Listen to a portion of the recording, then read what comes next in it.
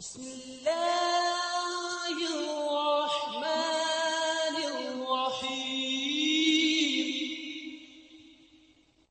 الہام سے کیا مراد ہے؟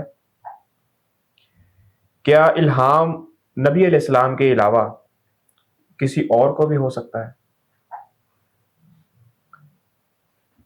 الہام کا مطلب ہوتا ہے کہ کوئی بات دل کے اندر ڈال دی جائے، اور یہ وحی کی ایک قسم ہے۔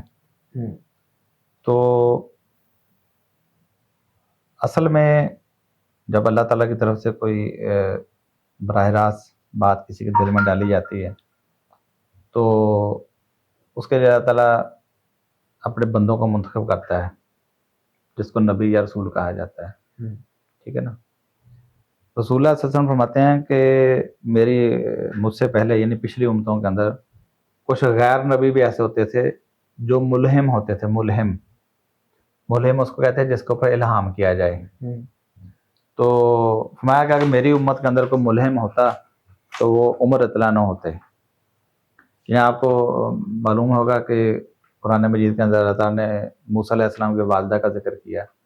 اللہ تعالیٰ نے فرماتا ہے کہ ہم نے ان کی طرف وحی کی کہ بیٹے کو اس طرح پانی کے اندر ڈال دو۔ ٹھیک ہے نا؟ تو یعنی یہ بھی الہام کی ایک شکل تھی۔ مریم علیہ السلام کے بارے میں آتا ہے کہ اللہ تعالیٰ ان کی طرف الہام کرتا رہا ہے۔ ٹھیک ہے نا؟ تو اس کو بھی الہام کہا جاتا ہے۔ تو وحی کا لفظ وہاں بھی استعمال ہوتا ہے یا الہام کا۔ اچھا، بہرحال یعنی کہ وحی کے لیے جو ایک متبادل لفظ الہام بھی ہے۔ الہام، کشف، یعنی یہ سارے وحی کے لیے متبادل الفاظ ہیں، یعنی جب اللہ تعالیٰ کی طرف سے کوئی بات پہنچائی جائے۔ اچھا، تو اہل تصوف کے ہاں یہ چیز عام پائی جاتی ہے کہ یہ اس بات کے قائل ہیں کہ جو صوفی ہوتا ہے تو یا کامل صوفی ہوتا ہے، یا ان کے جو جتنے بھی مرشد ہیں یا ان کے بڑے بزرگ گزرے ہیں سارے، تو یہ اس بات کے قائل تھے کہ ان کو کشف ہوتا ہے، ان کو الہام ہوتا ہے، ان کو ہاتف غیبی سے آواز آتی ہے، اور یہاں تک کہ رسول اللہ صلی اللہ علیہ وسلم ان کے پاس آ جاتے ہیں، کبھی خواب کی شکل میں، کبھی بغیر خواب کے بھی آ جاتے ہیں، اور کبھی اللہ تعالیٰ ان کے خواب میں آ جاتا ہے، یا اللہ تعالیٰ براہ راست کبھی ان کے ساتھ کلام کرتا ہے۔ تو اصل میں صوفیہ نے ختم نبوت کے بعد بھی نبوت کو جاری رکھا ہوا ہے۔ ٹھیک ہے نا؟ یعنی یہ لفظ ان کو پتا، اگر ہم لفظ وہی استعمال کریں گے تو لوگ پہچان لیں گے کہ بھی یہ تو دعویٰ نبوت ہے۔ تو اس کے لیے انہوں نے اس سے دوسرے الفاظ جو استعمال کیے، کشف، وحی، کشف، الہام، کبھی خواب میں، کبھی ہاتف غیبی سے آواز آنا۔ ٹھیک ہے نا؟ یہ سارے انہوں نے متبادل سورسز اس کے لیے الفاظ ٹرم یوز کرنا شروع کرتے ہیں۔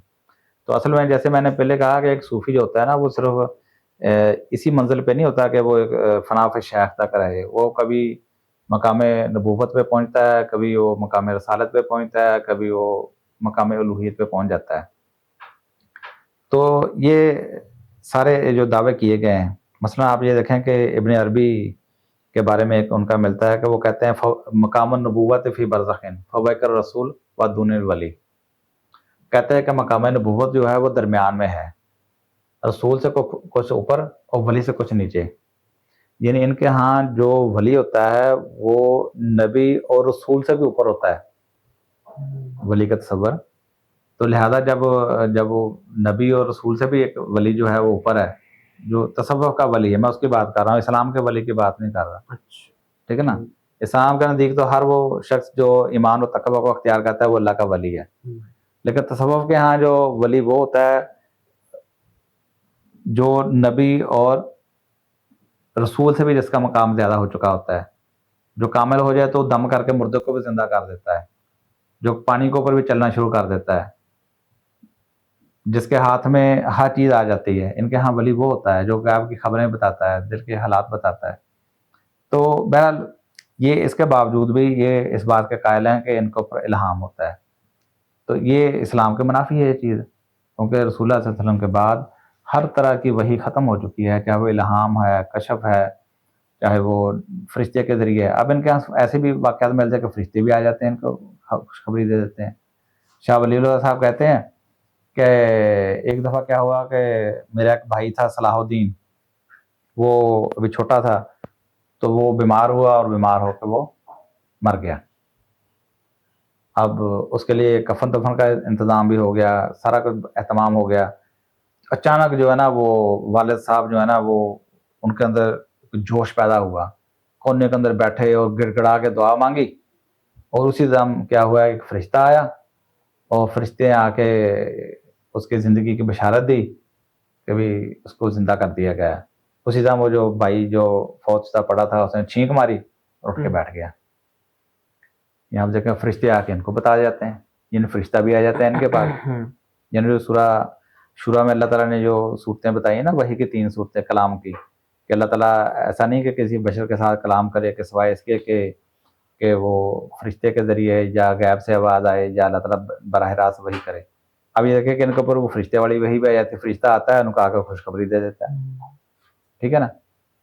اچھا، اسی طرح شاہ ولی اللہ صاحب لکھتے ہیں کہ ایک دفعہ والد صاحب بیٹھے ہوئے ہیں محفل کے اندر، تو اچانک دیکھا کہ ایک شخص آیا جس نے بڑا جنگی طرح کا ساز و سامان پہنا ہوا ہے اور سارا کچھ صحیح ہے نا، عجیب و غریب لباس پہنا ہوا ہے.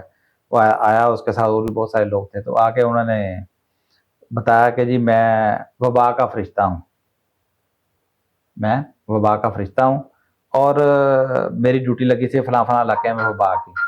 تو لیکن آپ سے ملنے کی بڑی خواہش تھی، بڑا اشتیاق تھا. تو آج چونکہ آپ کے اس ایریے سے گزر رہے تو ہم نے کہا جو آپ سے ملتے چلتے ہیں. ٹھیک ہے نا. اور آپ کے لیے خوشخبری یہ ہے کہ وہ وبا آپ کے علاقے میں نہیں آئے گی، اور آپ کے جو مریدین ہیں ان میں سے کوئی سے وبا کا شکار نہیں ہوگا. یہ کہہ کے وہ وہاں سے چلے گئے. اب دیکھو فرشتے آ کے ان کو خوشخبریاں دے جاتے ہیں، ان کو آگے باتیں کر جاتے ہیں اور بہت ساری ایسی چیزیں بھی بتائی جاتے ہیں. تو یہ تصوف ہے، یعنی انہوں نے وحی کو کسی نہ کسی طریقے سے جاری رکھا ہوا ہے، فرشتے کے ذریعے بھی، الہام کے ذریعے بھی، کشف کے ذریعے بھی، حاطف غیبی کے ذریعے آواز بھی آتی ہے، کبھی خود اللہ اور اس کا رسول صلی اللہ علیہ وسلم بھی آ کے ان سے بات چیت کر جاتے ہیں. ٹھیک ہے نا. تو یہ چیز اسلام کے جو تصور وحی ہے، ختم نبوت کا تصور ہے، اس کے منافی ہے. ٹھیک، بہت شکریہ.